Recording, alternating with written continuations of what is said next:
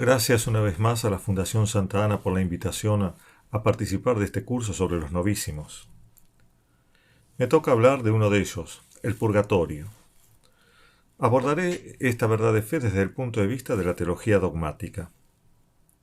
Primero, estableceré la existencia del purgatorio como verdad de fe.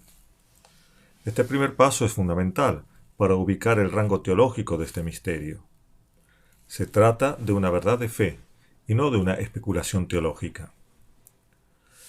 Luego pasaré a analizar algunas de sus propiedades, como el lugar, la naturaleza de las penas sufridas en él, la cuestión del fuego purificador, sus vinculaciones con la Iglesia triunfante y militante.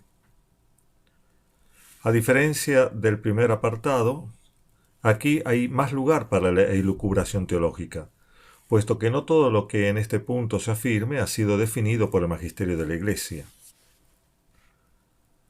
Comencemos entonces por el primer y fundamental tema, que es el de la existencia del purgatorio. Como acabo de decir, es una verdad de fe. Así resume esta doctrina el Catecismo de la Iglesia Católica. Los que mueren en la gracia y en la amistad de Dios, pero imperfectamente purificados, aunque están seguros de su eterna salvación, sufren después de su muerte una purificación, a fin de obtener la santidad necesaria para entrar en la alegría del cielo. La Iglesia llama purgatorio a esta purificación final de los elegidos. En esta enseñanza hay dos frases que requieren una explicación más detallada. Se habla de purificación y de alcanzar la santidad necesaria para entrar en la alegría del cielo. ¿A qué tipo de purificación se está haciendo referencia? ¿Purificación de qué cosa? Además, ¿cuál es la santidad que hay que lograr en el purgatorio? ¿Es una perfección ulterior de la gracia santificante con la que el alma pasó de este mundo al eterno? ¿O se trata de otro tipo de santidad? ¿Es la santidad moral de las virtudes?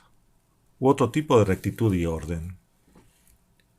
No responderé ahora a estos interrogantes porque quedarán resueltos a lo largo de lo que iré diciendo.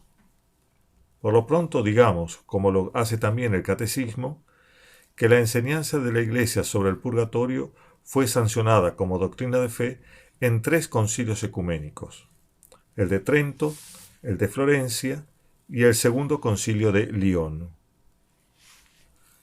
Así se expresa el concilio de Trento. La Iglesia Católica, ilustrada por el Espíritu Santo, apoyada en las Sagradas Letras y en la antigua tradición de los padres, ha enseñado en los Sagrados Concilios y últimamente en este ecuménico concilio, que existe el purgatorio y que las almas allí detenidas son ayudadas por los sufragios de los fieles y particularmente por el aceptable sacrificio del altar. El tridentino define esta verdad en oposición a su negación por parte de la herejía protestante. Lutero, en efecto, negaba el purgatorio como consecuencia de su doctrina sobre la justificación del pecador, en la que no cabe espacio alguno para hablar de actos penitenciales propios, mucho menos expiatorios, en orden a la remisión del pecado. No podemos aquí explayarnos en la explicación de la doctrina de la justificación del reformador alemán. Baste saber que para Lutero, pretender que el hombre pueda realizar actos expiatorios de sus pecados equivale a injuriar la eficacia universal de la redención de Jesucristo. Pero esta doctrina luterana, como tantas otras, es herética. Por esta razón, el Concilio de Trento, tratando acerca de la justificación, también tuvo a bien aclarar lo siguiente. Si alguno dijere que después de recibida la gracia de la justificación, de tal manera se le perdona la culpa y se le borra el reato de la pena eterna a cualquier pecador arrepentido, que no quede reato alguno de pena temporal que haya de pagarse o en este mundo o en el otro en el purgatorio, antes de que pueda abrirse la entrada en el reino de los cielos, sea anatema. Estas dos intervenciones tridentinas se refieren solo a la existencia del purgatorio como lugar donde satisfacer por el reato de pena contraído por los pecados cometidos después del bautismo. Y tenía sus antecedentes, como dijimos, en las enseñanzas de los concilios II de León del año 1274 y de Florencia, año 1445. El contexto de la declaración sobre el purgatorio en estos dos concilios era muy diferente al marco de la enseñanza del tridentino. Lo que en ellos hubo de tratar no fue una herejía negadora del purgatorio, sino la posible unificación de la Iglesia griega con la católica. Como la doctrina sobre el purgatorio en Oriente no es igual que en Occidente, convenía hacer la aclaración pertinente. De esta manera lo hacía el Segundo Concilio de León. Y si los difuntos verdaderamente arrepentidos murieren en caridad antes de haber satisfecho con frutos dignos de penitencia por sus comisiones y omisiones, sus almas son purificadas después de la muerte con penas que lavan y purifican. Y para alivio de estas penas les aprovechan los sufragios de los fieles vivos, a saber, los sacrificios de las misas, las oraciones y limosnas, y otros oficios de piedad. El Concilio de Florencia, por su parte, dice: si los verdaderos penitentes salieren de este mundo antes de haber satisfecho con frutos dignos de penitencia por lo cometido y omitido, sus almas son purgadas con penas purificatorias, después de la muerte, y para ser aliviadas de esas penas les aprovechan los sufragios de los fieles vivos, tales como el sacrificio de la misa, oraciones y limosnas, y otros oficios de piedad. La semejanza casi literal de la enseñanza de estos concilios habla de la certeza de la doctrina. En efecto, esa semejanza no se debe simplemente al hecho materialmente atendido de que un concilio tome prestadas las palabras del anterior, sino a que se expresa de manera unánime la misma verdad que la Iglesia cree, esto es, el hecho de que hay una satisfacción por los pecados cometidos después del bautismo por medio de penas purificadoras. El lugar de esta satisfacción penal después de la muerte es lo que denominamos con el nombre purgatorio. Si se presta atención, tanto en estos concilios como en el texto del catecismo citado al comienzo, se usa la palabra purificar.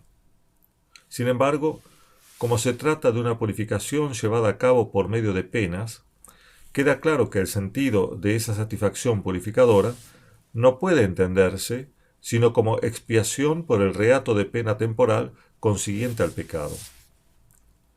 El purgatorio, por lo tanto, según el tenor de la enseñanza conciliar, no es tanto un lugar de purificación como de expiación. Es cierto que la misma palabra purgatorio podría confundir.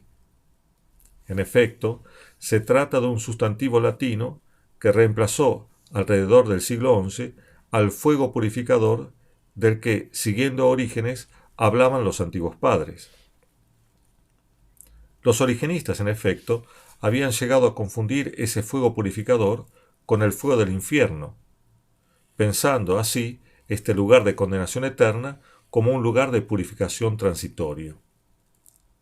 Sin embargo, las palabras latinas purgare, purificare y purificatio tienen, además de su sentido primero de purificar y limpiar, un segundo significado, que es el de expiar, reparar, pagar y saldar. Las penas purificatorias de las que habla el Concilio Florentino, por lo tanto, se pueden lícitamente traducir por penas expiatorias. Resulta de este modo que el purgatorio no es un lugar donde el alma se purifica como si se lavara de alguna impureza moral, y así progresar en santidad hasta poder entrar en el cielo. En términos más crudos, digamos, para marcar su identidad, que el purgatorio no es un lugar de misericordia, sino de justicia, es decir, un lugar donde se salda la deuda contraída al cometer el pecado. Así como lo dijimos, Lo que acabamos de afirmar puede desconcertar un poco, y, bajo cierto aspecto, puede decirse que ese desconcierto tiene fundamento. Pero, al decir que el purgatorio no es lugar de misericordia, sino de justicia, no quiero afirmar que allí Dios no obre con misericordia. Todo lo contrario, como veremos luego. Lo que se quiere decir es que la paciencia que Dios tenía, por su misericordia, con el alma del pecador en la tierra de los vivos, en el purgatorio da paso a un actuar de la justicia divina, que pide la plena satisfacción por los pecados cometidos. Cuando decimos, por lo tanto, que el purgatorio es lugar de expiación, entendemos que es un lugar donde se satisface la justicia divina, es decir, donde las almas satisfacen por sus pecados, padeciendo voluntariamente las penas temporales a ellos debidas. En efecto, cuando se comete un pecado, no solo se contrae una culpa u ofensa contra Dios, sino también un reato de pena, que es doble. El reato de pena eterna, que es la condenación permanente en el infierno, y que se perdona junto con la culpa. El reato de pena temporal, esto es, el reato de una pena que no es permanente y que consiste en la obligación de satisfacer o pagar penalmente por la injusticia e irreverencia cometida contra Dios al pecar. Así expresa esta verdad el Catecismo de la Iglesia Católica. El pecado tiene una doble consecuencia. El pecado grave nos priva de la comunión con Dios, y por ello nos hace incapaces de la vida eterna, cuya privación se llama pena eterna del pecado.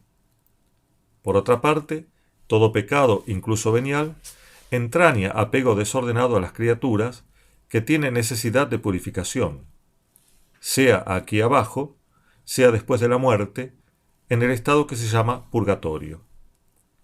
Esta purificación libera de lo que se llama la pena temporal del pecado.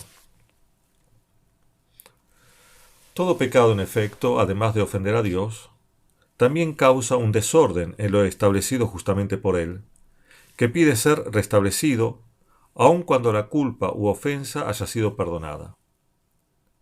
Se trata del orden de la justicia, por el que la criatura se somete a Dios, su Creador, y se relaciona con las demás criaturas en conformidad con la voluntad divina. El perdón del pecado en cuanto a la culpa no restituye de suyo ese orden. Para ello se requiere que el hombre vuelva a Dios íntegramente, es decir, restableciendo el orden que hirió apegándose desordenadamente a otra criatura. En efecto, la culpa del pecado es perdonada por la absolución sacramental que restablece la amistad con Dios. Pero la pena temporal, consecuente a todo pecado, debe ser expiada por medio de la satisfacción. El sacramento de la penitencia, por medio de la satisfacción sacramental, expía en parte esa pena. Lo podría hacer totalmente, porque la misericordia divina es infinita, pero ordinariamente esa pena es expiada en proporción a las disposiciones del penitente que no siempre son perfectas. Queda, pues, un reato de pena que pide ser satisfecho. Cuando hablamos de reato de pena, sin embargo, no solo hacemos referencia a una deuda que debe ser pagada, como el término reato podría hacerlo pensar. Como lo explica claramente el Catecismo, las dos penas debidas al pecado, la eterna y la temporal, cito, no deben ser concebidas como una especie de venganza infligida por Dios desde el exterior, sino como algo que brota de la naturaleza misma del pecado. Cuando hablamos de reato de pena temporal, nos referimos, más bien, a una reparación ofrecida a la santidad y a la justicia de Dios ofendidas por el pecado. De esta manera, el alma, purgando en el purgatorio, repara a costa propia, es decir, ordenándose ella misma, el orden que hirió al pecar. Ahora bien, esta obra satisfactoria no es para el alma purgante meritoria. Es una verdad de fe que después de la muerte no se merece más, no se progresa más, no se mejora más. El grado de caridad que se posee en el último suspiro es el que se tendrá eternamente. El purgatorio, por lo tanto, no se muestra como un lugar de arrepentimiento de los pecados veniales, ni de purificación de las inclinaciones viciosas que supuestamente podrían quedar en el alma a causa del hábito de pecado, como si se pudiera lograr en el purgatorio un plus de santidad no alcanzado durante la vida terrena. Cuando el Catecismo de la Iglesia Católica dice que el purgatorio se ordena a lograr la santidad requerida para poder entrar en el cielo, no habla de un progreso en la santidad moral de las virtudes, ni habla de una purificación de pecados veniales no perdonados o de reliquias de pecados remanentes en el alma después de la muerte, sino que habla de la santidad que consiste en la rectificación total del orden establecido por Dios y que el pecador con su pecado hirió. Cuando el alma alcanza esta rectitud integral en su relación con Dios y con las demás criaturas, se puede decir que tiene la santidad exigida por el cielo para entrar en él. La razón de la imposibilidad de crecer en santidad moral en el purgatorio es que luego de la muerte no puede quedar en el alma ninguna inclinación viciosa, porque el alma, en estado de gracia y separada del cuerpo, se encuentra totalmente poseída por la caridad y detesta todo lo que desagrada a Dios. En otros términos, no hay en el alma ninguna inclinación hacia algo que sea contrario a la voluntad divina. Su rectitud moral es perfecta, cuanto más que esas inclinaciones están ligadas a la sensibilidad de un cuerpo del cual el alma es separada por la muerte. Por esta misma razón, tampoco quedan en el alma, luego de la muerte, la culpa de los pecados veniales. La caridad que invade al alma que sale de este mundo en gracia, borra esa culpa, al igual que rectifica las inclinaciones viciosas anteriores a la muerte. En el purgatorio, por lo tanto, las almas no serán purificadas de una culpa venial o de una mala inclinación hacia el pecado, sino que expiarán por la pena debida a los pecados cometidos en la vida terrena y no suficientemente satisfechos en lo que hace a su pena. De las intervenciones del magisterio de la Iglesia antes mencionadas, surge entonces con evidencia la verdad de la fe. Existe el lugar llamado purgatorio, donde las almas de los que dejaron este mundo en gracia, pero sin haber satisfecho totalmente por las penas debidas a sus pecados, expiarán por ellas en la espera de entrar definitivamente al cielo. Mientras tanto, podrán ser ayudados por los vivos, por medio de sus obras penitenciales, principalmente con el ofrecimiento de la Santa Misa. Este dogma católico del purgatorio supone entonces la verdad de la inmortalidad del alma y la existencia de otra vida después de la muerte.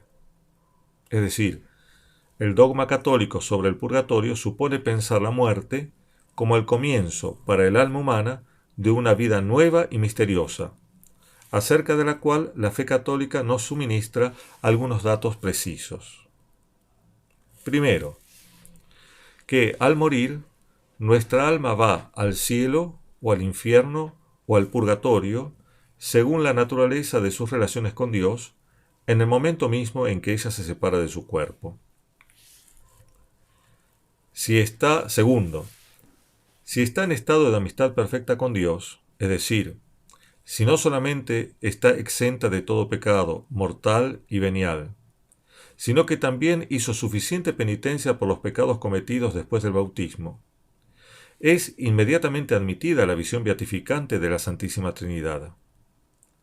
Este estado de bienaventuranza, cuya intensidad se mide por el grado de caridad que haya alcanzado el alma en la tierra, se llama cielo.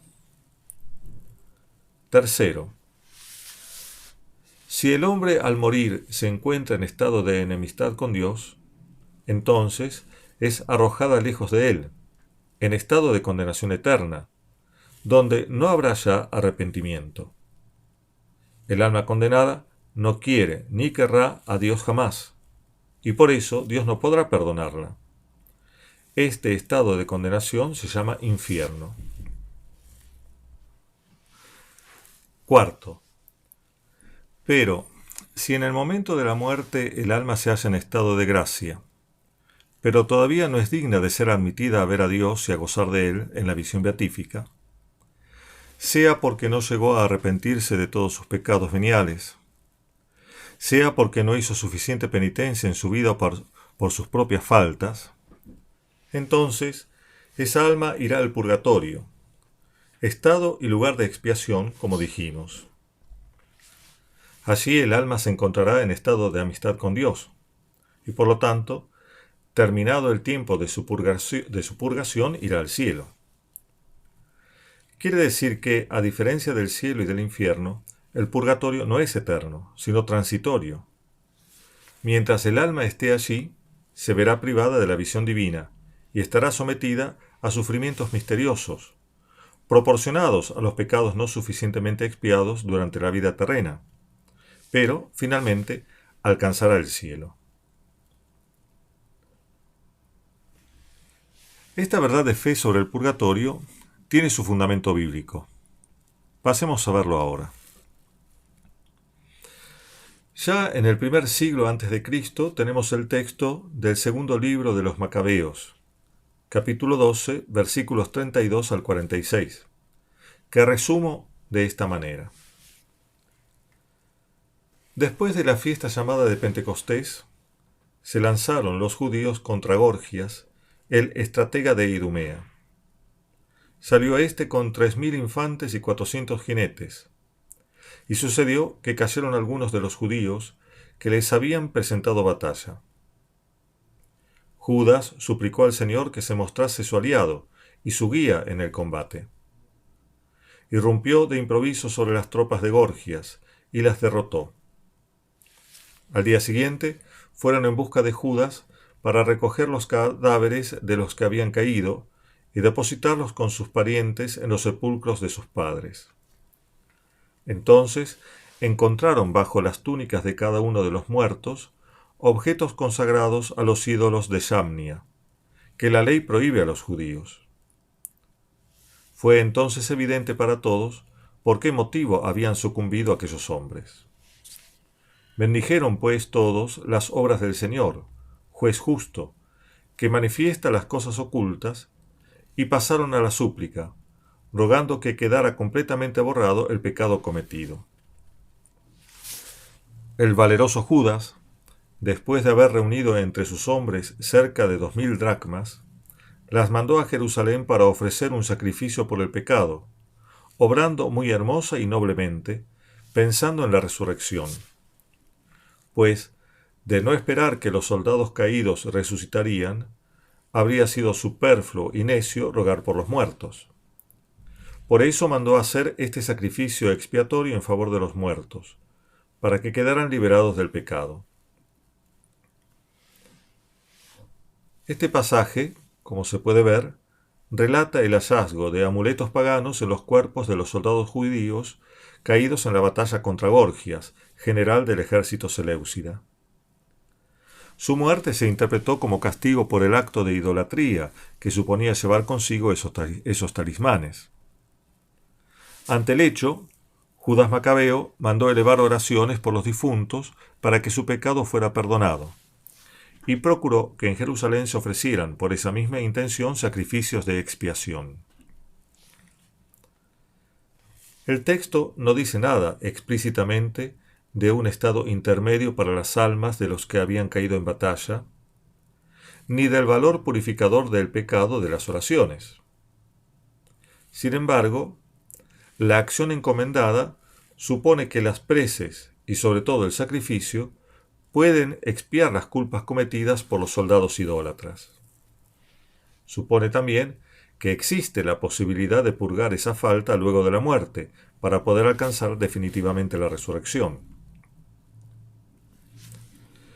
Si pasamos ahora al Nuevo Testamento, encontramos otro texto, que, aunque no explícitamente, pudo ser interpretado como una indicación del purgatorio. Se trata del pasaje de San Mateo, capítulo 5, versículos 25 y 26. Conclusión de la parábola con la que el Señor aconseja reconciliarse con el adversario mientras se va con él en el camino, a fin de no terminar en la cárcel de la que no saldrá, según dice el Señor, hasta pagar el último céntimo. El texto dice así: Ponte enseguida a buenas con tu adversario mientras vas con él por el camino. No sea que tu adversario te entregue al juez y el juez al guardia y te metan en la cárcel. Yo te aseguro, no saldrás de allí hasta que no hayas pagado el último céntimo. Tertuliano entendió esta advertencia como referida al tiempo intermedio que va de la muerte a la resurrección. En esa cárcel, el alma tiene la oportunidad de terminar de pagar su deuda a fin de poder alcanzar la resurrección. Más claramente, San Cipriano interpreta el pasaje aludido como un lugar fuera de este mundo, donde las almas de los difuntos, que no pudieron expiar totalmente sus pecados, podrán hacerlo por medio de actos penitenciales que continúen la penitencia comenzada en esta vida. Por su parte, San Clemente de Alejandría, y siguiéndolo de cerca Orígenes, desde una perspectiva teológica distinta a la de San Cipriano, desembocan en la misma afirmación de un lugar de purgación para las almas de los difuntos que dejaron este mundo sin haberse deshecho totalmente del pecado y sus reliquias. En Orígenes, particularmente, esta doctrina iba mezclada con su pensamiento sobre la apocatástasis, es decir, sobre la restauración universal de todas las cosas al final de los tiempos. Pero como esta doctrina es errónea y fue fuertemente rechazada desde los tiempos de los mismos padres, su sentencia sobre el purgatorio tampoco fue acogida favorablemente por la posteridad teológica de Orígenes, particularmente por San Juan Crisóstomo, quien, comentando la primera carta a los Corintios, capítulo 3, versículos 1 al 17, explícitamente rechaza la doctrina de la apocatástasis y, consecuentemente, la enseñanza de Orígenes sobre lo que hoy llamamos purgatorio. De hecho, la posición adoptada por el Crisóstomo es la que perdura hoy en día en las iglesias orientales. Entre la muerte y la resurrección, todos se encuentran en una situación intermedia, en el Hades, que incluye distintos grados de felicidad y desgracia según haya sido la vida del difunto en la tierra. No se excluye que los vivos puedan, con sus oraciones y el ofrecimiento del sacrificio del altar, ayudar a los que ya hayan partido de este mundo. Justamente, el texto paulino comentado por el Crisóstomo habla de un fuego purificador, que consumirá las obras buenas, es decir, las obras fundadas en el único fundamento que es Cristo, obras buenas, pero imperfectas. Así dice el texto: Nadie puede poner otro cimiento que el ya puesto, Jesucristo. Y si uno construye sobre este cimiento con oro, plata, piedras preciosas, madera, heno, paja, la obra de cada cual quedará al descubierto, la manifestará el día que ha de revelarse por el fuego. Y la calidad de la obra de cada cual la probará el fuego. Aquel cuya obra construida sobre el cimiento resista, recibirá la recompensa. Pero aquel cuya obra quede abrasada, sufrirá el daño. Él, no obstante, quedará a salvo, pero como quien pasa a través del fuego. El fuego, según San Pablo, probará si las obras hechas sobre el cimiento que es Cristo son de oro, plata, piedras preciosas, o de madera, heno y paja. La obra que quede abrasada por el fuego recibirá daño, dice San Pablo, pero quien la haya hecho se salvará como quien pasa por el fuego. Esta es la afirmación un tanto misteriosa del apóstol. No trataré ahora de la naturaleza de este fuego purificador. Lo importante es que este pasaje claramente alude a una situación intermedia de purificación de quienes en esta vida hayan edificado sobre Cristo, pero con materiales imperfectos. A la luz de este texto, corrigiendo la concepción un tanto materialista de Tertuliano, que ve la situación intermedia de las almas de los difuntos como una cárcel en la que tendrán que purgar las penas que les son impuestas por justo juicio divino, el purgatorio se revela como un proceso gracias al cual el hombre puede acceder a la visión facial de Dios y, consecuentemente, de entrar en la comunión de los santos que ya están en el cielo. Hasta aquí, entonces, el fundamento bíblico. A través de estos textos, especialmente en la interpretación de San Cipriano, sobresale un detalle interesante, y es la vinculación de la realidad del purgatorio con la vida penitencial en la tierra. Profundicemos entonces en esta relación entre el purgatorio y la vida penitencial. La gracia de la justificación produce, como efecto formal, nuestra configuración con la vida trinitaria, haciéndonos partícipes de la naturaleza divina. Esa transformación interior debe, por la situación particular en la que se encuentra el hombre después del pecado de Adán, vencer las faltas e inclinaciones desordenadas que impiden la total asimilación a Dios. La gracia, por lo tanto, debe llevar a cabo un proceso de purificación, en el que consiste la vida penitencial en la tierra, y que se continúa más allá de la muerte, por medio de las satisfacciones penales del purgatorio, hasta poder entrar en el cielo. El cielo es el lugar de aquellos que se han configurado plenamente con la vida trinitaria, es decir, donde la gracia ha triunfado totalmente, fructificando como gloria. El purgatorio, en cambio, es la culminación del proceso penitencial por el que en esta vida nos esforzamos por configurarnos plenamente con Jesucristo. Pero, aquí viene una cuestión. ¿Puede la gracia seguir creciendo más allá de la vida presente, de manera que termine triunfando sobre los obstáculos que impiden su pleno resplandor divino? Ciertamente no, ya lo hemos dicho. La gracia con la que se termina esta vida, medida por la intensidad de la caridad, será la que refulgirá en las moradas eternas para siempre. ¿Cómo puede, entonces, la misma gracia que no logró suprimir las consecuencias del pecado en la vida terrena, hacerlo en la ultraterrena? Si se deja este mundo en gracia, eso quiere decir que el pecado fue perdonado. De él no queda nada más allá de este mundo, salvo que se haya muerto en pecado mortal. Pero, si se murió en gracia, permanece la pena como consecuencia del pecado. Se requiere entonces de un fuego purificador, que consuma las obras imperfectas, dando al alma poder restituirse al orden de justicia establecido por Dios, expiando por su reato de pena.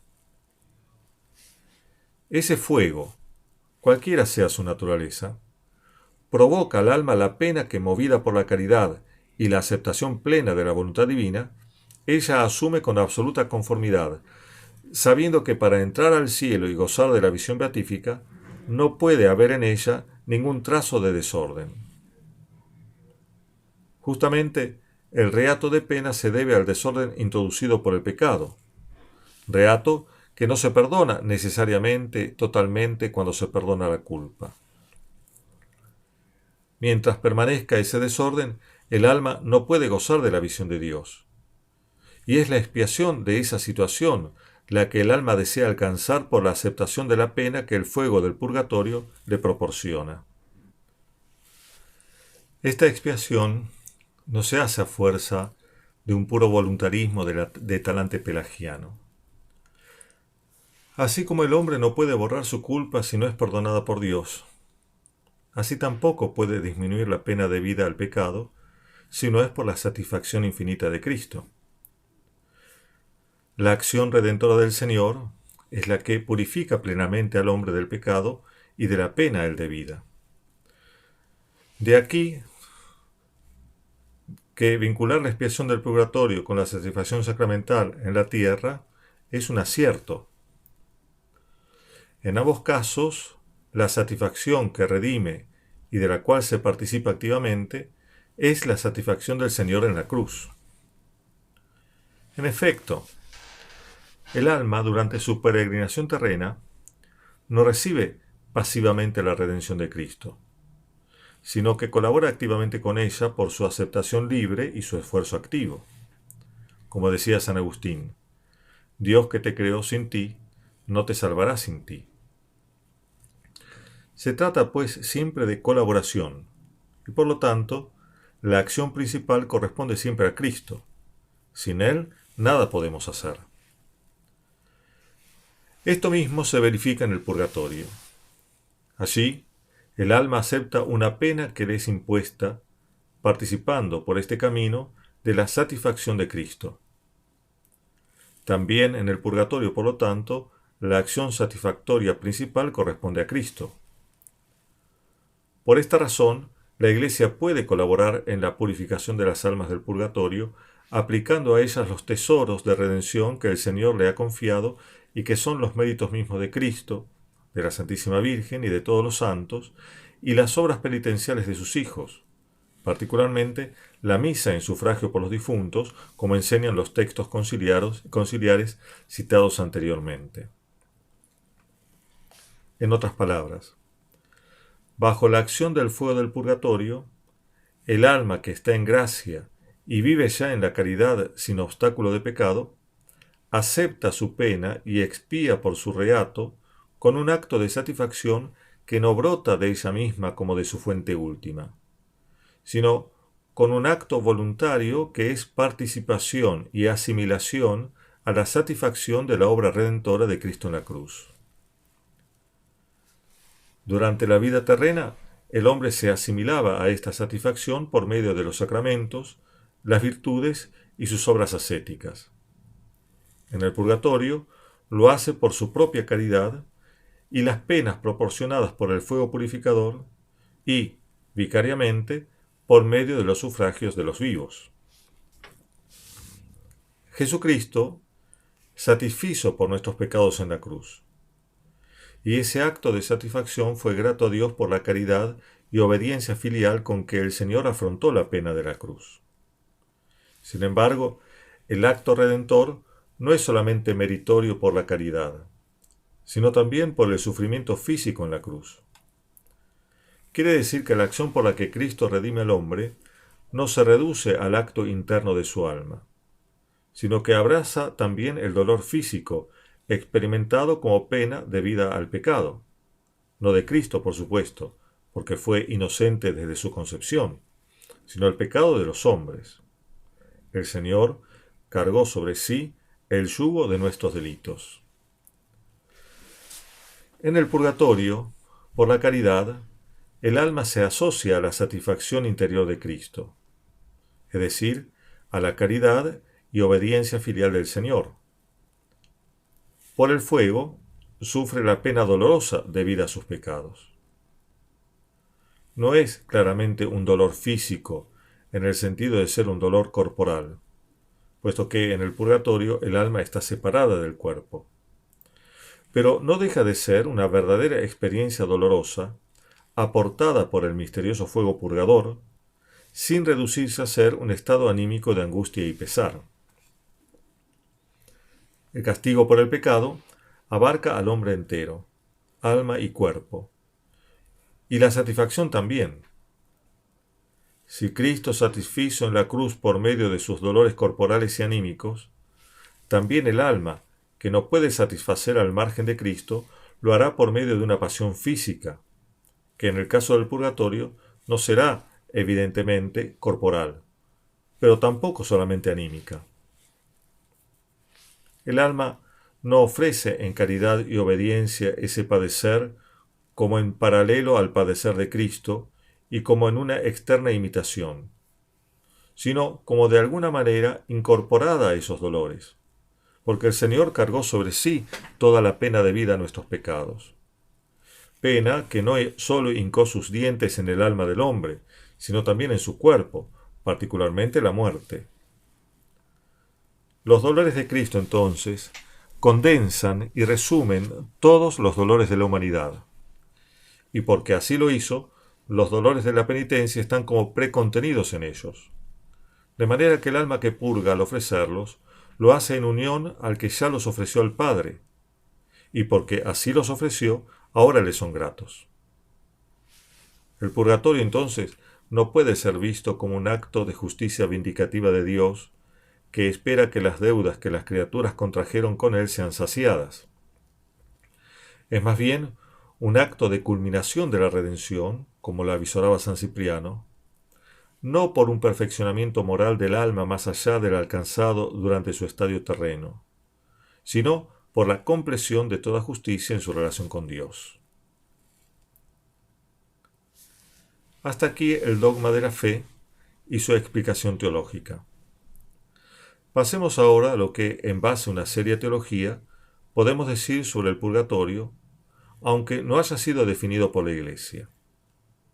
En primer lugar, hablemos sobre el lugar del purgatorio.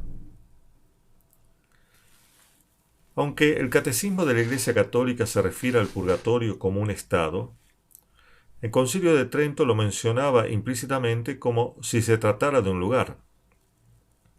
En efecto, hablando de las almas del purgatorio, se refiere a ellas como almas allí detenidas, dice el texto. Ahora bien, la noción de lugar no puede aplicarse a las almas de los difuntos de manera unívoca con la localización de los cuerpos. La razón es evidente. Un cuerpo es material y ocupa espacio. El alma es inmaterial. Por esta razón, algunos prefieren hablar del purgatorio como de un estado.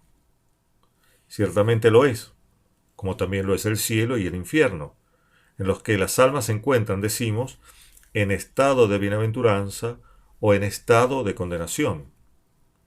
Sin embargo, aunque las almas no ocupen un lugar como los cuerpos, no desaparecen cuando se separan del cuerpo. No podemos pensarlas, entonces, sino como estando en algún lugar. El purgatorio, por lo tanto, no es solamente un estado, sino también un lugar, pero entendido analógicamente, esto es, proporcionalmente a lo que correspondería ser para un cuerpo un lugar. No podemos, por tanto, pensar un espacio físico donde emplazar el purgatorio. En todo caso, más que localizar el purgatorio, deberíamos pensarlo análogamente como el lugar donde están las almas de los difuntos que murieron en gracia de Dios, pero que aún no pueden llegar al cielo. Debemos pensar el purgatorio entonces como continente y no como algo contenido en un lugar. Hecha esta aclaración, se entiende que las expresiones de la liturgia que hablan del purgatorio como de un lugar inferior son metafóricas, es decir, se parecen a las cosas corporales localizadas por alguna coincidencia en sus características. Así pues, en razón de la grandeza divina, ubicamos al cielo en lo alto. Consecuentemente, la tierra está abajo. El purgatorio, que no es ni el cielo ni la tierra, no puede estar sino en un lugar intermedio para significar esta característica suya de no ser ni tierra ni cielo. Así, algunos padres griegos han ubicado el purgatorio en un espacio medio entre el cielo y la tierra, sin querer por ello designar un espacio físico real.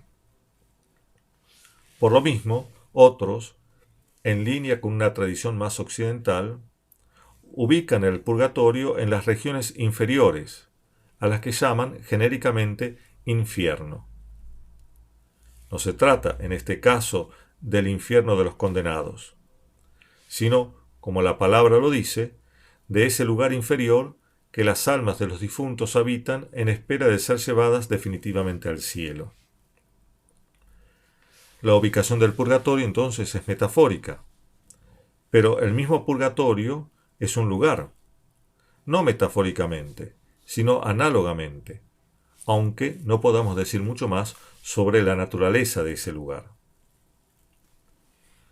Pasemos ahora a considerar la sociedad de las almas en el purgatorio.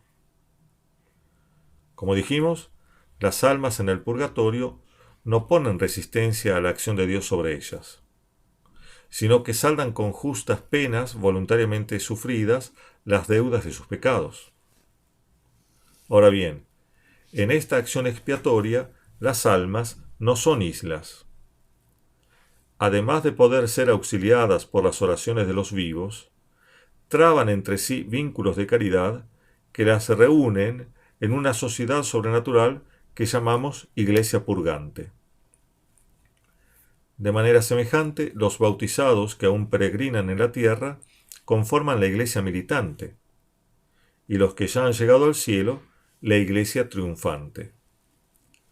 Las tres constituyen la única Iglesia de Cristo, que es la verdadera Iglesia católica, con estrechos vínculos entre sí. La sociedad de la Iglesia militante es jerárquica, con, además de la cabeza invisible que es Cristo, una cabeza visible que es el Papa, y bajo él todos los grados de la jerarquía eclesiástica. También en el cielo los santos forman una sociedad. La jerarquía entre ellos, sin embargo, será la que establezca la caridad. En el purgatorio, en cambio, la sociedad de las almas purgantes no es jerárquica, pero no por ser anárquica, sino porque hay algo que las iguala, que es la misma razón que las reúne en el purgatorio, esto es, el reato de pena. Este reato de pena no es razón para declarar que un alma es superior a otra, puesto que las une a todas en el mismo mea culpa. Positivamente hablando, en cambio, hablar de sociedad de las almas del purgatorio significa que todas ellas viven en la caridad, lo cual implica conocimiento mutuo y ayuda recíproca. No sería concebible pensar que la caridad que estas almas viven las relacionen aisladamente a cada una con Dios sin estrechar vínculos entre ellas. Porque también en el purgatorio, pero con menos impedimentos que en la tierra, el primer mandamiento es inseparable del segundo, es decir, el amor a Dios del amor al prójimo. En el purgatorio, entonces, las almas se conocen y se aman con esa caridad sobrenatural que tiene su fuente en Dios. El purgatorio es el reino de la caridad fraternal, y esto es lo que importa.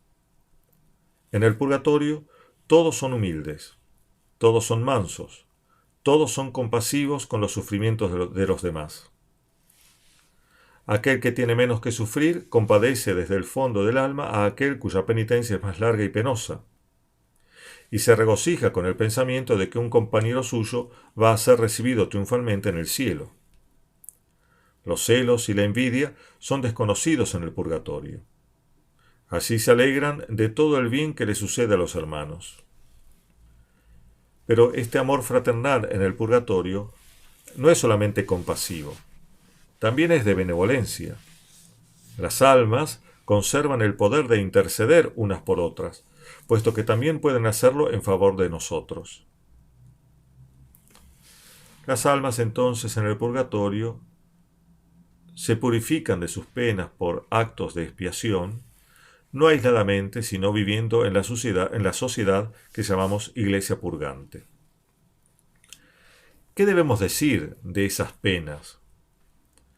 La enseñanza de la Iglesia habla en plural de penas expiatorias, sufridas por las almas del purgatorio. Pero explícitamente se menciona solamente la privación de la visión de Dios. ¿Puede decirse algo más al respecto? En primer lugar, establezcamos que la satisfacción en la tierra no es igual que en el purgatorio. En la tierra, las obras satisfactorias son también meritorias. En cambio, en el purgatorio, esas penas son solamente reparadoras, sin acrecentar la perfección del alma que las soporta y ofrece. En segundo término, la satisfacción que Dios pide al alma en su vida terrena es menor que la que en justicia le pide en el purgatorio. El tiempo presente, como dijimos, es tiempo de misericordia y paciencia. En tercer lugar, el justo que en su vida terrena purga sus pecados puede, por eso mismo, merecer una disminución de la pena. En el purgatorio no sucede así, porque allí ya no se puede merecer. Y aunque es verdad que allí no desaparece la misericordia divina, porque Dios nunca castiga cuanto merece el pecador, la justicia pide plena satisfacción. Las penas del purgatorio, entonces, son penas expiatorias y reparadoras. Cada alma las acepta y ofrece en proporción a la gravedad de sus pecados. Pero esta gravedad no se mide solo con un criterio objetivo, sino teniendo en cuenta también las circunstancias personales del pecador. Esto hace que las penas del purgatorio sean tan variadas como almas haya en él, y no solo con variedad específica, sino también según la intensidad y duración de una misma especie de pena, conforme al justo juicio de Dios, que es el único que puede conocer las circunstancias subjetivas del pecador. No hay, por lo tanto, en el purgatorio un solo y mismo tormento para todos. Cada pecado, que tiene su propio peso objetivo, es cometido por un sujeto en el libre uso de sus facultades intelectivas y volitivas, en el contexto concreto en el que realiza el acto pecaminoso. Y como el juicio divino no solo mira el pecado, sino también la situación particular de cada pecador, puede decirse que en el purgatorio cada alma tiene su propia pena. Se puede decir en general que el purgatorio será más riguroso para los privilegiados de Dios que recibieron en la tierra más socorros divinos, porque al que se le dio mucho, también se le pedirá mucho. Grande, por lo tanto, es la responsabilidad de los que cumplieron negligentemente sus oficios, porque en el purgatorio se tendrá en cuenta el bien no hecho a sus inferiores, el mal que han dejado hacer y que hubieran podido y debido evitar. Todo esto aumenta la deuda que se hará pagar en el purgatorio. Pero en contrapartida, los privilegiados que recibieron más gracia y tuvieron más merecimientos podrán gozar, luego de la expiación de sus faltas, de una gloria mayor que los que han tenido que trabajar menos por el Señor. Ahora bien, aunque estas penas son múltiples, la teología, de todos modos, intenta sistematizarlas de alguna manera. Ya hemos mencionado la pena principal, o tal vez la única, de la que las otras no son más que consecuencias.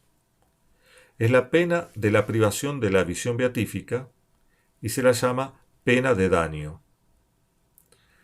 El término usado es el mismo que se emplea para designar la más importante pena que sufren los condenados en el infierno, de donde puede surgir alguna confusión.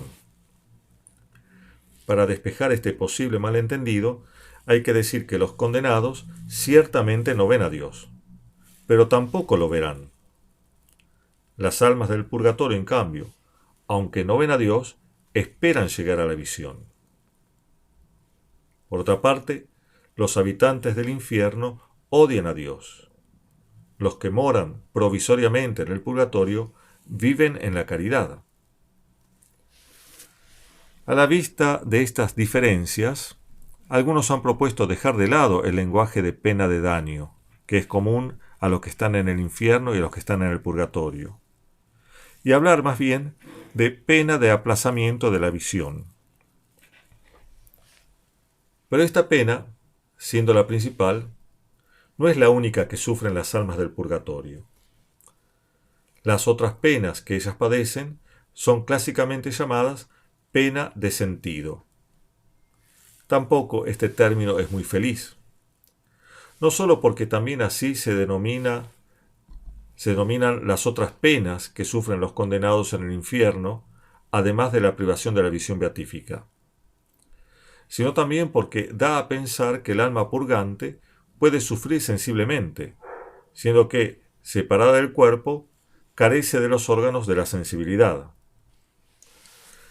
Es cierto que no es imposible que el fuego del purgatorio, pensado materialmente, haga penar al alma, que es inmaterial, porque ella conserva radicalmente y en potencia aquella facultad sensitiva que le permitía, cuando estaba unida al cuerpo, sentir lo que afectaba a sus sentidos. Por milagro, Dios podría hacer que un fuego material afecte al alma inmaterial, supliendo de alguna manera la función de los sentidos corporales. Pero no es necesario recurrir a este expediente para seguir afirmando en el purgatorio la existencia de un fuego purificador material. De hecho, la idea de un fuego purificador material causaba rechazo a los griegos, y por eso el Concilio de Florencia solo se contentó con hablar de penas expiatorias, sin mención ninguna del fuego. Es verdad que el rechazo de los padres orientales no se dirigía tanto a la existencia de este fuego como realidad material, cuanto a su equiparación con el fuego que atormentaba a los condenados en el infierno. De todos modos, no es contrario al magisterio de la Iglesia pensar las penas del purgatorio distintas a la privación de la visión de Dios, como penas que fluyen como consecuencias de la ausencia de la visión, sin tener que atribuirlas a un fuego purgador. Santo Tomás parece inclinarse a esta posición, aun cuando sigue sosteniendo la existencia de un fuego material tanto en el purgatorio como en el infierno. Su doctrina, sin necesidad de recurrir a la afirmación de un milagro operado permanentemente por Dios en el purgatorio, es ingeniosa, pero no carente de sentido. Dice el doctor Angélico que el fuego material no puede, sin milagro, herir de dolor sensible al alma inmaterial, pero puede confinarla en un lugar, en este caso el lugar del purgatorio. Para aclarar esta enseñanza pensemos en el accionar de los ángeles, que son espíritus puros, sobre los cuerpos localizados. No es esta una suposición abstracta, al contrario, es lo que sucede permanentemente con nuestro ángel de la guarda, que ejerce su acción protectora sobre cada uno de nosotros que estamos ubicados en un lugar físico. Por esta acción, por lo tanto, se puede decir que el espíritu se encuentra en el lugar del cuerpo sobre el que obra. Sin embargo, no puede decirse que por eso mismo quede aprisionado en el lugar ocupado por ese cuerpo. Los ángeles que obran en un lugar porque ejercen su operación sobre un cuerpo localizado, no quedan ligados a dicho lugar de manera que queden así encerrados. Los cuerpos materiales no tienen, por su propia naturaleza, la capacidad de aprisionar lo inmaterial. De manera semejante, no decimos que el alma humana está encerrada en el cuerpo que anima.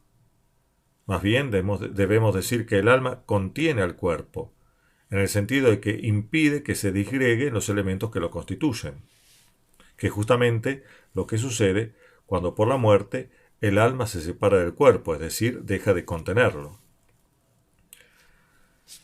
Sin embargo, utilizando como instrumento de la justicia divina, el fuego del purgatorio, entendido como realidad física, podría imponer a las almas así contenidas un límite que no puedan traspasar. No es algo que el fuego pudiera hacer por sí mismo, sino en cuanto empleado como instrumento de Dios. El alma, que habita el purgatorio, por lo tanto, sufriría bajo la acción del fuego en tanto instrumento divino, no porque le cause alguna pena sensitiva, sino porque le marca el límite que, por disposición divina, no puede traspasar, impidiéndole volar al cielo siguiendo el impulso de su caridad. El fuego del purgatorio, por lo tanto, vendría a mostrar la verdadera pena del alma, es decir, la imposibilidad por el momento de ver a Dios, pena que asume, por otro lado, no contra su voluntad, sino aceptando plenamente las disposiciones de la justicia divina, sin que esta aceptación se convierta en una dilución de la pena sufrida. Es decir, el contento que tiene el alma al aceptar la justa pena que padece, no le quita el padecimiento. Lo que el alma padece en el purgatorio, por lo tanto, es la privación de la visión beatificante y sus consecuencias, entre las que hay que enumerar en primer lugar el deseo vehemente de Dios. La privación de la visión beatífica no es sólo una ausencia o mera negación de algo. Supone el anhelo, encendido por la caridad, de gozarla y, por consiguiente, se revela como una pena no poseerla aún. Libradas de las sombras que le impedían contemplar en la tierra la inmensidad del amor divino, en el purgatorio las almas lo entienden claramente y se encienden en el deseo de unirse plenamente a Dios. Una atracción irresistible las impulsa hacia Dios, pero no pueden alcanzarlo porque están cercadas por el fuego material, instrumento de la justicia divina, que les muestra que no podrán hacerlo hasta haber purgado todo su reato de pena. Y ese mismo impulso aumenta su deseo de querer saldar su deuda con Dios, comprendiendo que el designio divino es infinitamente justo. El alma que comprende que Dios la ama, quiere corresponder a ese amor, y ese anhelo le inflama tanto más, cuanto más, para poder corresponder como quiere, el fuego que la rodea le recuerda que todavía le falta por purgar su reato de pena. Pero a esta pena se suman otras más, como el sentimiento de pena que produce comprender el haber despilfarrado las gracias de Dios y haber perdido un grado de gloria superior al que de hecho alcanzarán. También el pesar por la incertidumbre sobre el día de su liberación definitiva, que podrían acelerar los sufragios elevados a Dios por la Iglesia, y que trae aparejado también un cierto dolor por el olvido de los vivos que no rezan por las almas del purgatorio.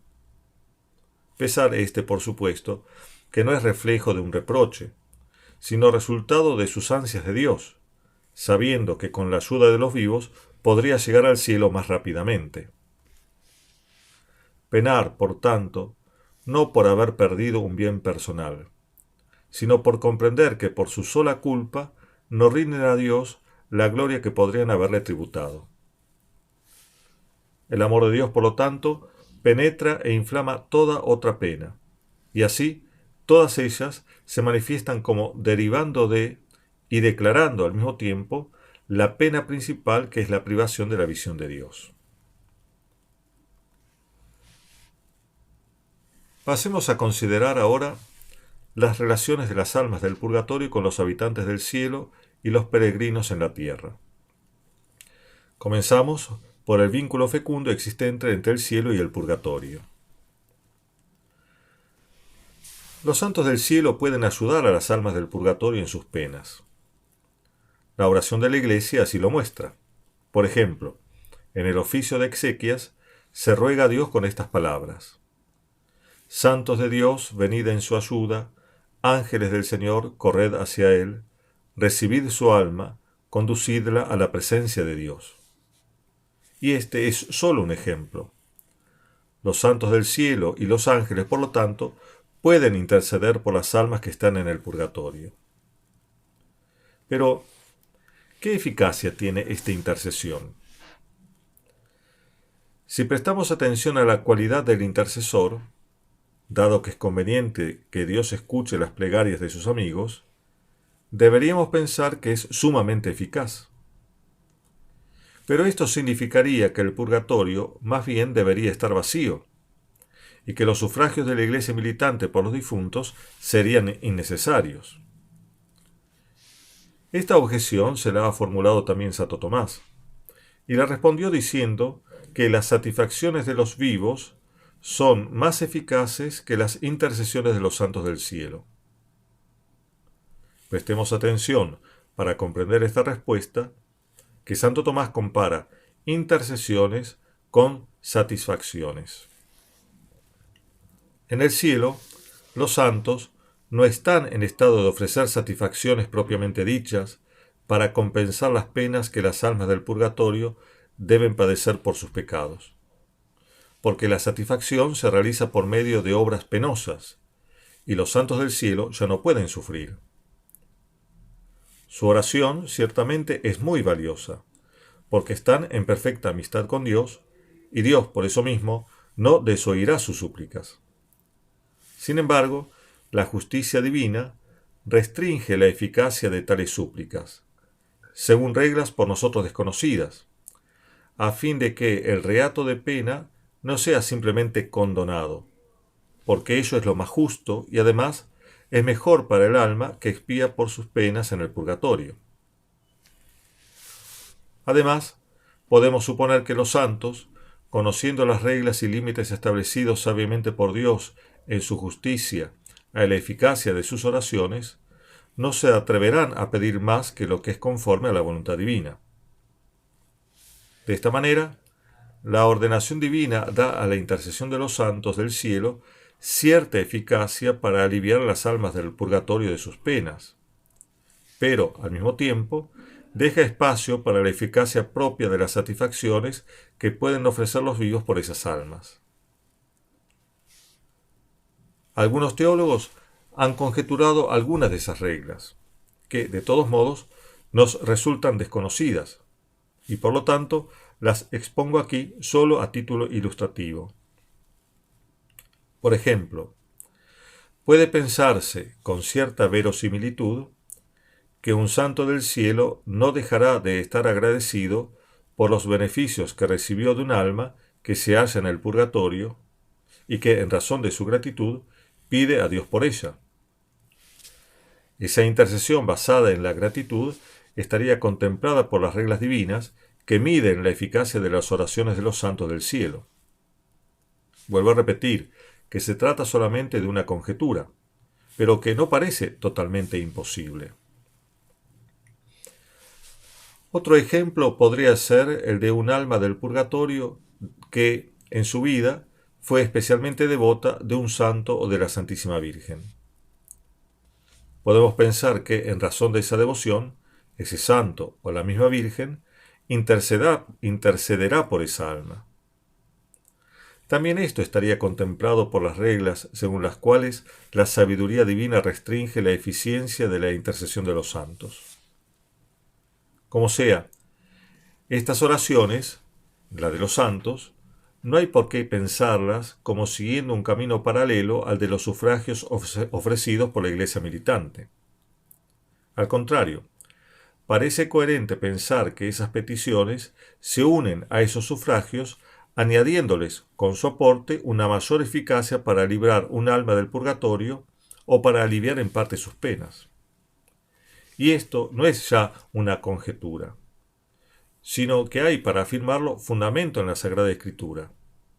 Por ejemplo, en las siguientes palabras de San Rafael en el libro de Tobías, capítulo 12, versículo 13 y siguientes.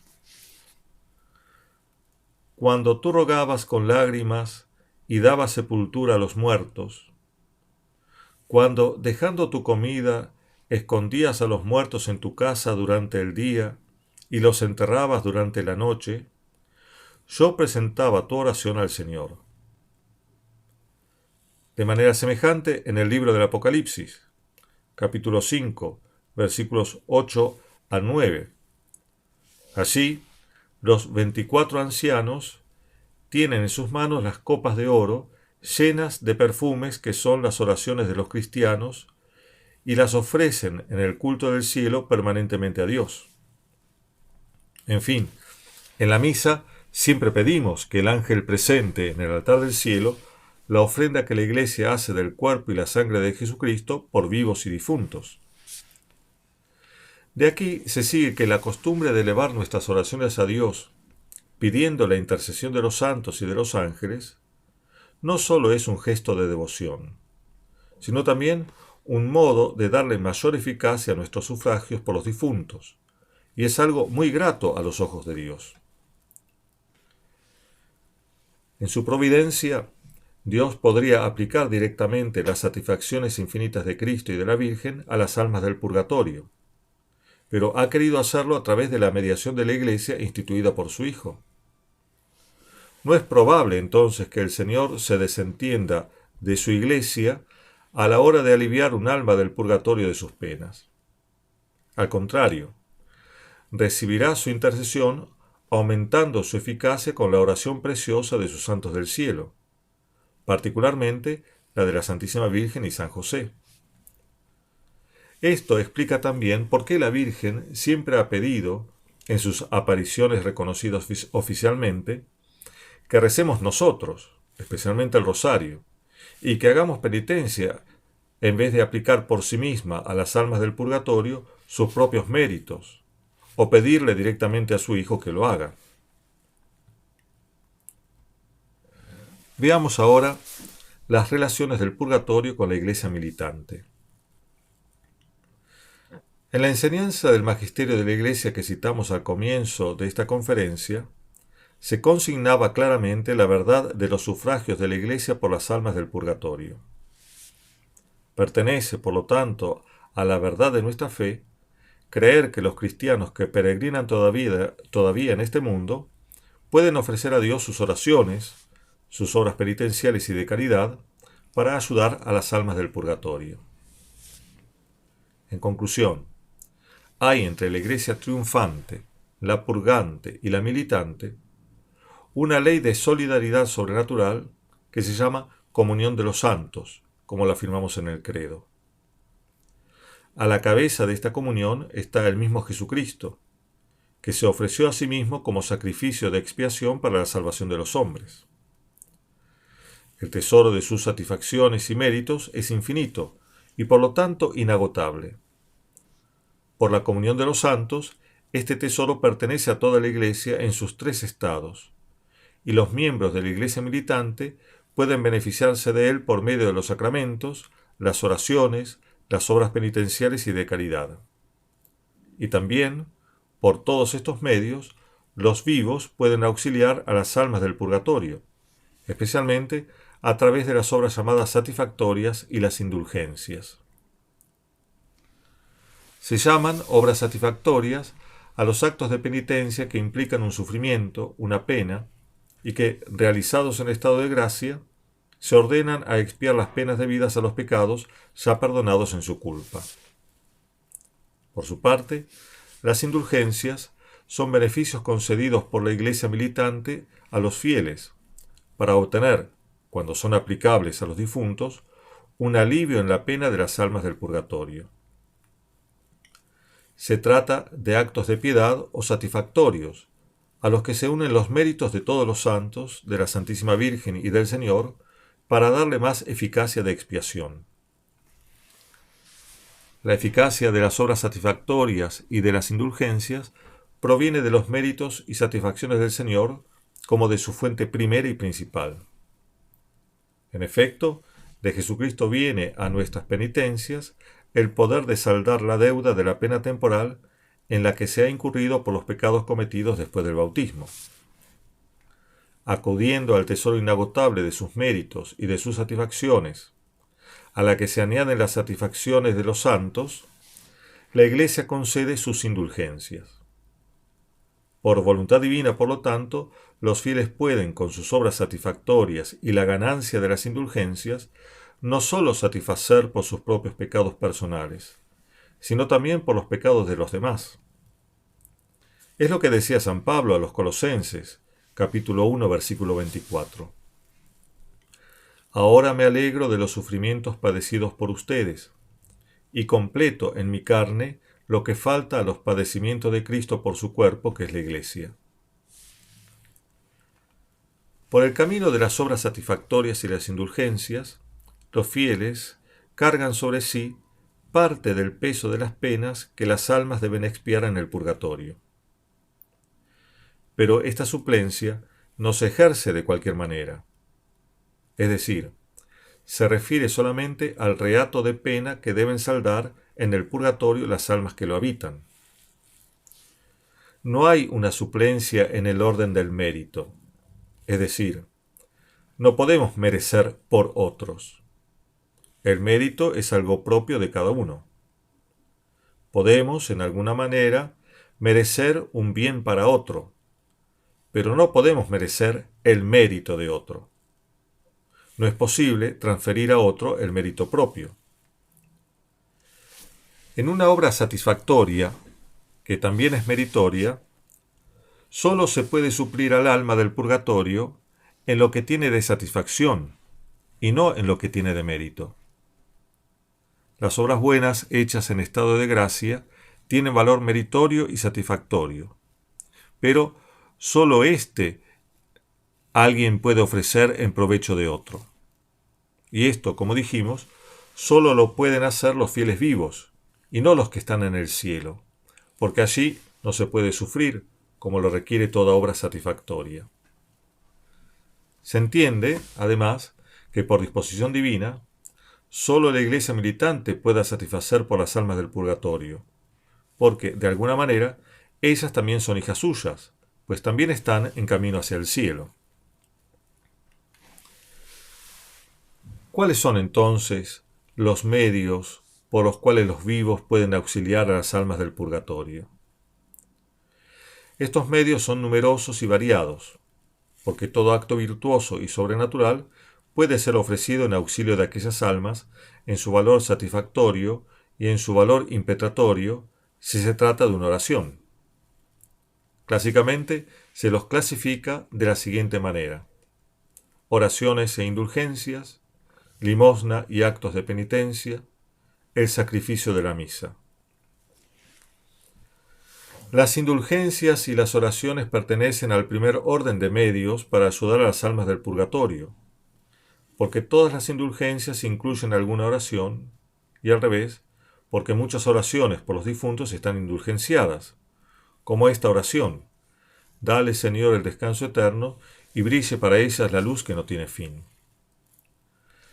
Pero no solo la oración y las indulgencias sirven a las almas de los purgatorios, que están en el purgatorio, sino también las obras de limosna y de penitencia. Dice San Rafael en el libro de Tobías, capítulo 12, versículo 19: la limosna libra de la muerte. Ella es la que borra los pecados y hace encontrar la misericordia y la vida eterna.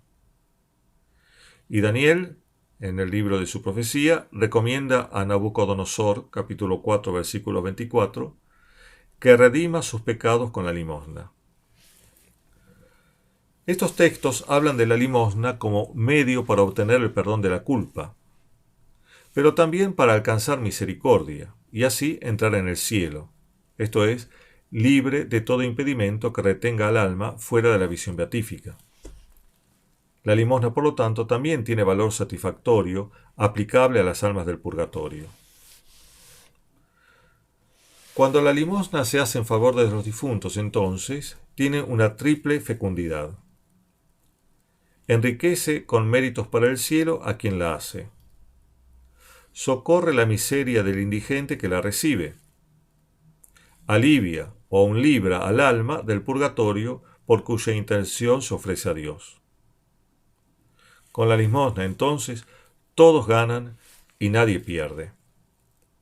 Ahora bien, esta limosna no es sólo la que se hace al menesteroso, sino en general a todo aquello que sirva a la caridad, como pueden ser las instituciones caritativas de distinto tipo.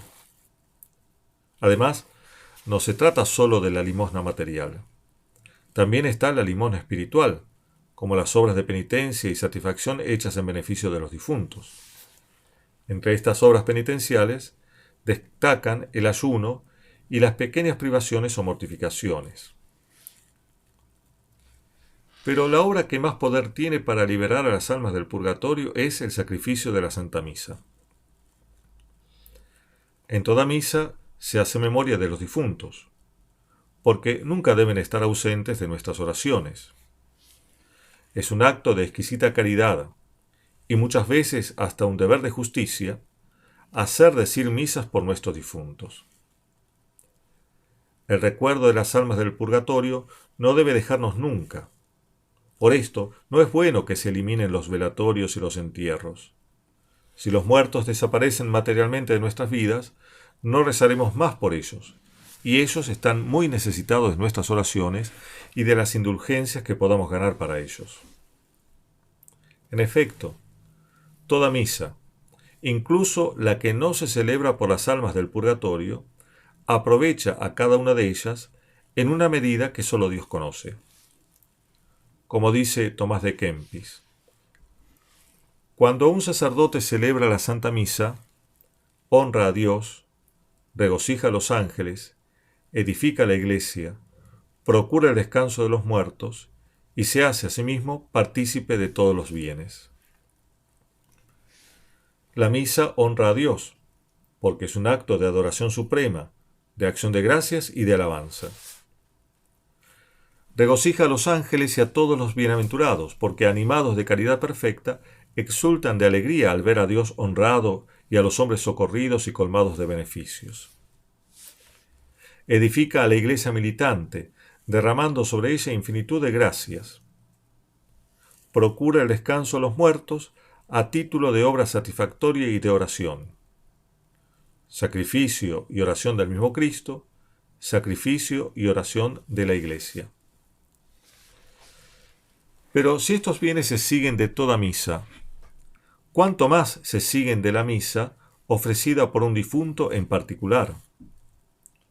Dios tiene especialmente en cuenta esta intención especial de la misa, tanto más cuanto que esta petición se hace, según el uso tradicionalmente recibido y aprobado, por la ofrenda de una limosna a la Iglesia y a su ministro, es decir, lo que se llama honorario de la misa.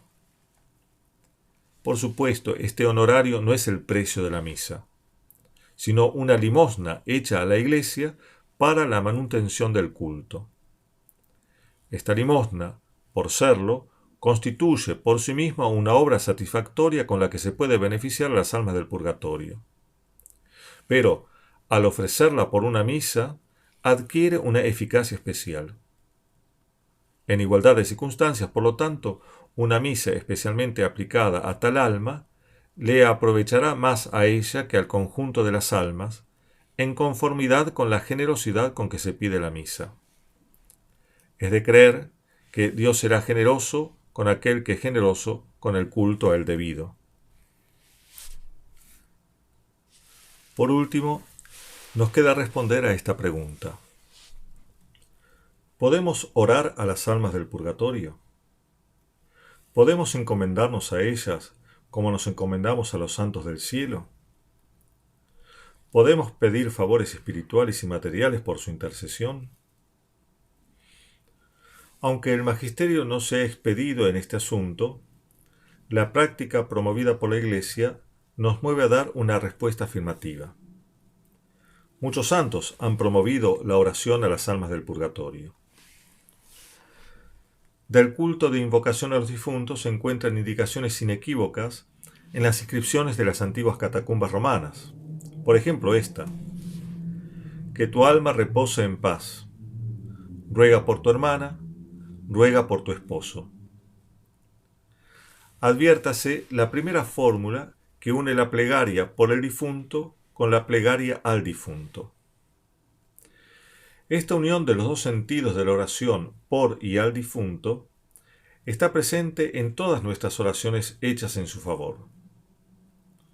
Comenzamos por darles oraciones, sacrificios, satisfacciones, indulgencias, que en virtud de la comunión de los santos alivian y a veces terminan con su pena. En retorno les pedimos que se acuerden de nosotros ante Dios, que se ocupen de nuestros intereses según los designios de la divina providencia y las reglas de la caridad. Por supuesto, estas reglas de caridad imponen que, en este intercambio de beneficios espirituales, haya que evitar todo lo que huela a comercio del tipo do ut des. A las almas que padecen en el purgatorio se les puede pedir un bien terreno, pero solo en cuanto que sirve al bien espiritual, porque resultaría grosero pedir a alguien que sufre un bien banal. Cuando rezamos por los difuntos, por lo tanto, también ellos se disponen a obrar en nuestro beneficio, y nos es lícito encomendarnos a ellos. Nada impide que atiendan nuestras súplicas. En primer lugar, porque viven inflamados en verdadera caridad, y la auténtica caridad no se desentiende de las súplicas que se le dirigen. En segundo lugar, porque no están privadas las almas del purgatorio del conocimiento necesario para poder interceder por nosotros. Tercero, si reciben de nosotros los beneficios de nuestras oraciones, penitencias, indulgencias y sufragios, no dejarán de ser agradecidas intercediendo por nuestras necesidades, particularmente las que les exponemos explícitamente en nuestras peticiones. Pues bien, hasta aquí llegamos. Quedan, como siempre, muchas cosas más por decir. Por ejemplo, todo un gran capítulo sobre los medios que nos ayuden, mientras estamos en la tierra, a evitar el purgatorio o a disminuirlo, y así llegar pronto al cielo. Ni que hablar, si tuviéramos que hablar, de la doctrina del purgatorio en la teología oriental. Pero esta conferencia se ha hecho ya suficientemente prolongada. Quedará algo, por lo tanto, para la próxima vez.